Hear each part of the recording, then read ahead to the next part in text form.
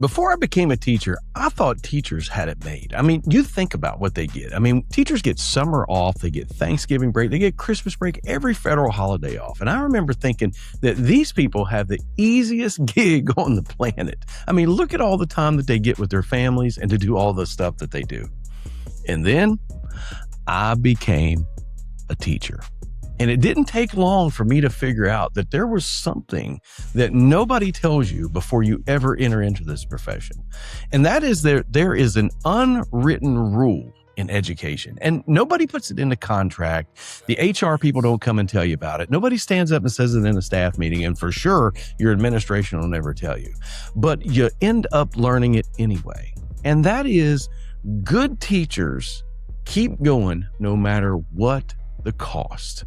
When the workload becomes unreasonable, teachers keep going. When your health begins to pay the price, you keep going. And I'll tell you about that story about me in just a little bit. And whenever things get sometimes dangerous or they're unsafe, good teachers, they just keep going. And that's the rule that I want to talk about today, because I think it's doing far more damage to teachers than most of us actually realize.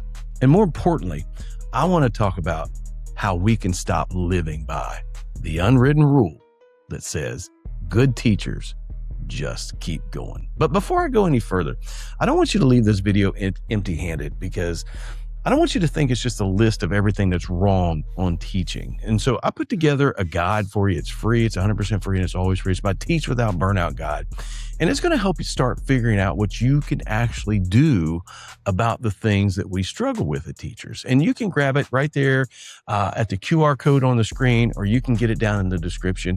Either way, I just want to encourage you to go get it so that you can get some help. All right, let's get back to this, because when I say no matter the cost, sometimes I mean that literally. So you probably remember the story of Abby Warner, who was a first grade teacher who was shot by one of her sixth grade students. She was shot in the hand and then through the chest. And there had already been serious warnings about this student. And that's the thing that gets me, because the previous year, he attacked his kindergarten teacher. And even the day prior, Abby had had some problems of aggression in the classroom with this same student.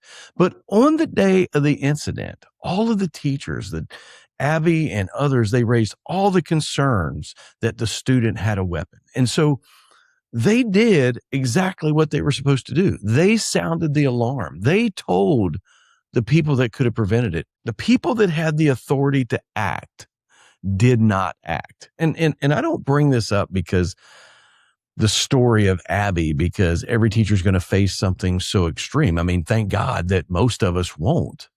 I mean, I bring it up because it's an extreme example of something that teachers struggle with every single day. It's at a different level, but it's every single day. And that is that we're expected to keep functioning even after the situation has crossed what I think is a reasonable line, and what is sometimes a line that is unsafe. But more often, what most of us deal with, it actually looks normal or ordinary. And that's part of the problem, because that's what makes this so dangerous. Maybe it's things like you have to give up your planning period again because somebody needs coverage, or you're going to have to join a committee that nobody wants to be on. Or maybe it's like taking home a stack of papers because there simply wasn't enough time in the day, or it's checking your email at 9 o'clock at night because you don't want to have to deal with it tomorrow morning. All of those things seem to be extraordinarily normal and ordinary.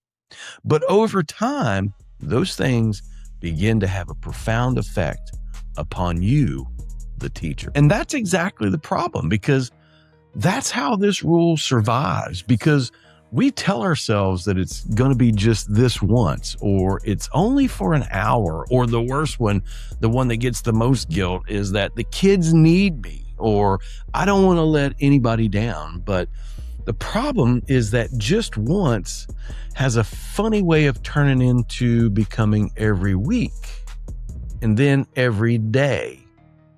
And pretty soon the job doesn't end when you leave the building. The job begins to follow you home. And so teaching is like the only profession that I can think of where I know people will tell you how lucky you are to get so much time off, all while you're sitting at home at your kitchen table doing work that you didn't have time enough to finish at work, that you're not getting paid to do.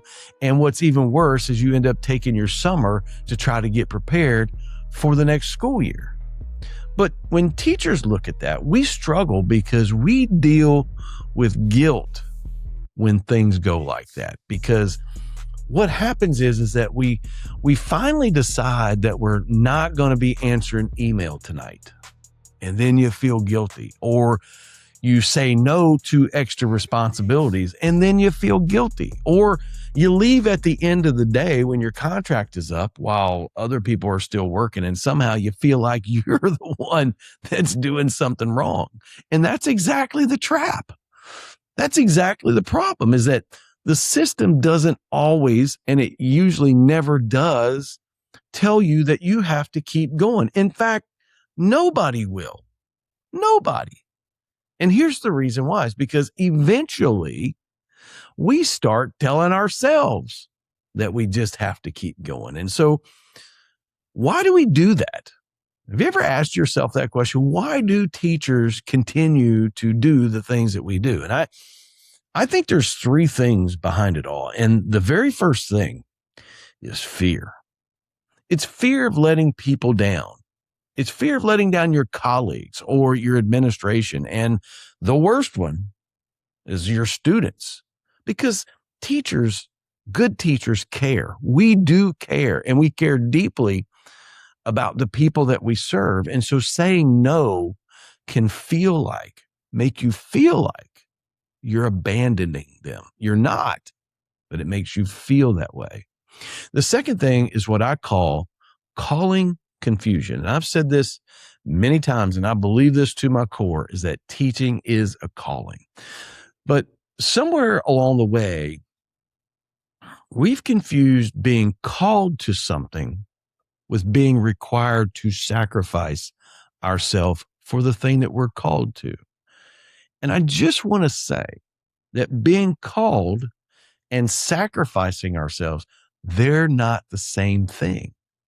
And we need to recognize that, because you cannot live out your calling as a teacher if the way you're living is slowly destroying you. And then there's the system pressure. And there are legitimate expectations that are placed on teachers that make it very difficult, if not impossible sometimes, to have boundaries.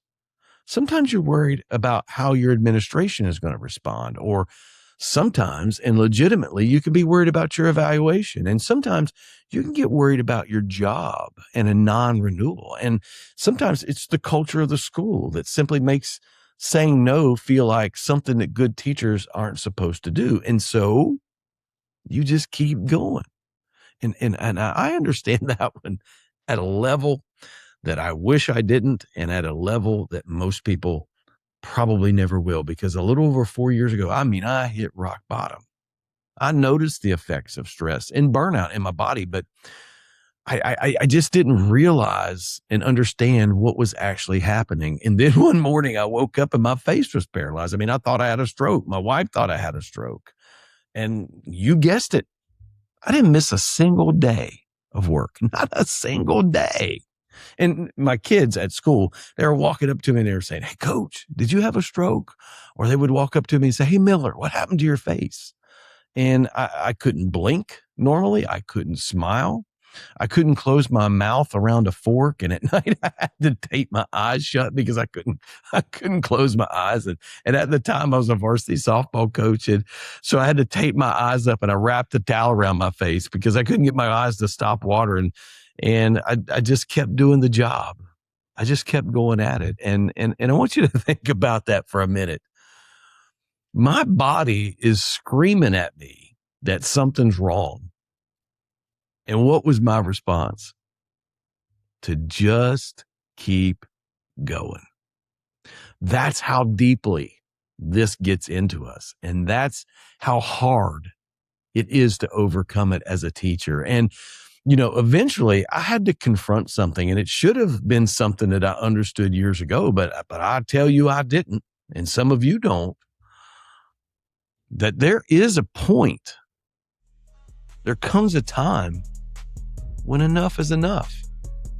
And if you're listening to this and you're thinking to yourself, John, I'm already there. I don't know what needs to change. I just know that I can't keep doing this. Well, that's exactly why I offer one-on-one discovery calls. And in those calls, we sit down and we look at what's actually draining you. And we start to figure out how moving forward and what that could actually look like for you. And if you need that conversation, there's a link right there in the description, or you can get it at the QR code on the screen. I want to encourage you to get it, because here's what I wish somebody would have helped me understand before I ever reached that point. And that is that boundaries are not the enemy of good teaching. Boundaries are what actually help us continue to be good teachers. And so at Teacher Talk, we're a faith-forward organization, and there's a verse that has become our foundational verse, and it's Proverbs chapter 4, verse number 23, that says, above all else, guard your heart, for everything we do flows from it. And I want you to know that I love that word guard, because when you guard something, that means that you recognize that it has value. I mean, think about it. You don't guard something that's cheap or unwanted. You guard it because it's worth protecting. And I want you to realize that your health is worth protecting. Your family is worth protecting. Your peace is worth protecting. And yes, your ability to continue to be a good teacher, that's worth protecting. But what does it actually look like? And it doesn't mean walking into your principal's office tomorrow and slamming your keys down on the desk and announcing that you're never going to do anything outside of your contract hours again, because that's probably not going to go well. And so my suggestion to you is to start smaller. The very first thing is, I think you can build some resets into your day, 3 to 5 minutes, whatever you've got. You close the door. Put the phone down, breathe, walk outside, sit in your car for just, 4 or 5 minutes before you drive home, and give your nervous system a chance to recognize that every moment of your day is not an emergency. The second thing is to create some time every week when school and education related things does not get access to you. And I call this mandatory recess. And it really needs to be a 24-hour period. A good time is like maybe 6 p.m. on Friday to 6 p.m. on Saturday. And there's no grading. There's no school email. There's no lesson plan. There's no sitting at your dinner table where you're physically present, but you're mentally trying to rearrange the next lesson or the next stuff that you're going to do at school. You have to be where your feet are. And the third thing, and this is important, is start protecting your contract hours. And again, you got to start small. You can't just eliminate all extra work immediately. So maybe it's Tuesday and Friday that you set up some hard stop days. In other words, you just walk out at the end of your contract time. You just leave. And then on Monday, Wednesday, and Thursday, maybe you stay a few minutes late, or you can come in a few minutes early. I personally like to come in early. That's just what I like to do. I'm a morning person. So I get there 15 or 20 minutes early, and man, it makes all the difference in the world. Now, don't get super worried, because the point here is not perfection. The point is proving to yourself, because that's who needs to be convinced, that work is allowed to stop. Because here's an uncomfortable truth. There will always be another email. There will always be another paper to grade. There will always be another lesson plan. There's always going to be something else that you could do. So if your definition of done is everything is complete, then you're never going to be done. You have to decide where the line is. And I learned that a little over 3 years ago. And I'll tell you what I did. So a couple of weeks before school started, I went in and I sat down with both of my principals. And I got to tell you, I was scared. I mean, literally like terrified, because I genuinely wondered if setting boundaries was going to cost me something, like my job or the position that I'm in. But I sat down and I had a professional conversation, And I said, here's what I can do, and here's what I can't do. And they listened. They took some notes. They didn't really ask questions. They didn't really say anything. And when I walked out of that room, I had never felt better in my entire life. I mean, my chest was all puffed up. I mean, I felt like I had really done something. And you want to know what happened? Nothing. Nothing. Not a thing. No retaliation, no disaster. Nobody came after me. I didn't lose my job. And here I am 3 years later, and neither one of my administrators have ever passed or tried to push past those boundaries. And I think there's an important lesson to learn there. Sometimes the boundary that we're most afraid to draw, it hasn't actually been rejected by anybody yet. Rather, we reject it for them because we've already decided that they're going to be disappointed, or we've already decided that they'll think that we're lazy, or we've already decided that there's going to be consequences. And so we just never draw the line.